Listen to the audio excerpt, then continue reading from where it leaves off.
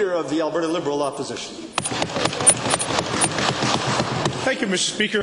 When this Conservative government made devastating cuts to post-secondary education, nobody could figure out why. It just doesn't make sense. Well, now we know why.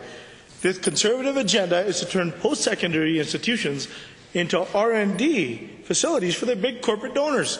To the Premier, why are you suggesting that the University of Alberta change its motto from whatsoever is true to whatsoever is profitable? Why, Premier? Honourable Premier. Well, Mr. Speaker, one of the things that we promised Albertans was that we were going to ensure that our universities and the taxpayer dollars that we invest in them are diversifying the economy. We see already, Mr. Speaker, tremendous partnerships between the private sector and universities that are doing very well to invest in research that will grow the economy, Mr. Speaker. All that we are doing now is continuing to deliver on that model. We know that boards of governors and presidents at universities know that it's important to invest in diversifying the economy, in finding new opportunities for economic growth, and that's why we made the decisions we did, Mr. Speaker. Mr. Speaker, hogwash.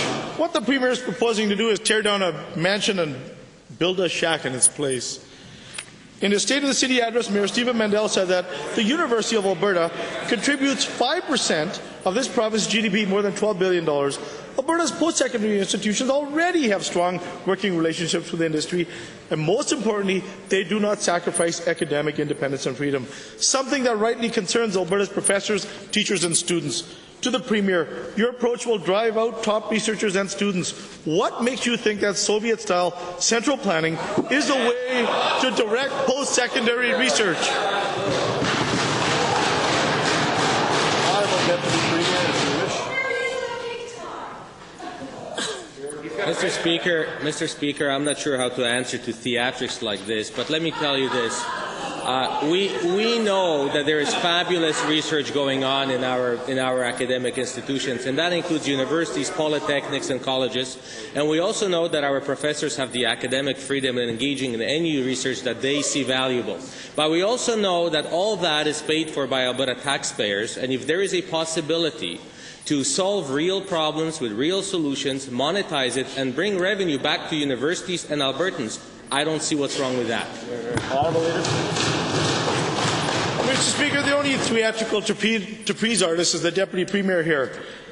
Mr. Speaker, this government has completely lost its way when it comes to post-secondary education. The pursuit of truth and knowledge, while not always of commercial benefit, are valuable in and of themselves. Furthermore, some research which does eventually prove to be of commercial benefit would not be approved if the only motive were profit. Albert Einstein would not get funded in your Alberta, Premier. To the Premier, do you really think Alberta students voted for this when you claim to have walked in their shoes? Premier,